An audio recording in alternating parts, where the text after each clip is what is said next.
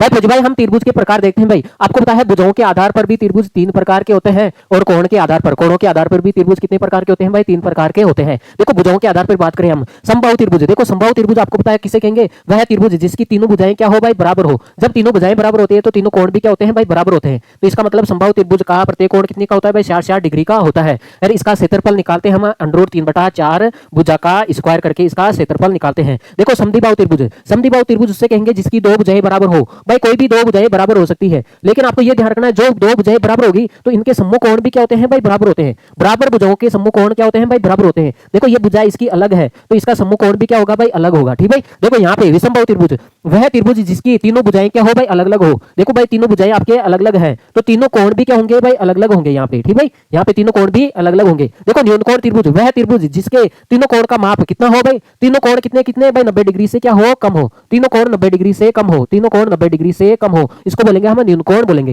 देखो समकोण त्रिभुज आपको पता है वह त्रिभुज जिसमें एक कोण तो भाई 90 डिग्री हो लेकिन बाकी के दोनों कोण क्या हो भाई? 90 से कम हो। दोनों कोण 90 से क्या हो भाई? कम हो। देखो अधिकोण त्रिभुज आपको पता है अधिकोण त्रिभुज किसे कहते हैं? वह त्रिभुज जिसमें एक कोण तो भाई 90 से ज्यादा होता है, 90 से ज्यादा होता है, लेकिन बाकी के दोनों कोण क्या होते हैं भाई? 90 से कम होते हैं। दोनों कोण 90 से क्या होते हैं भाई? कम होते हैं। ठीक भाई। ओके।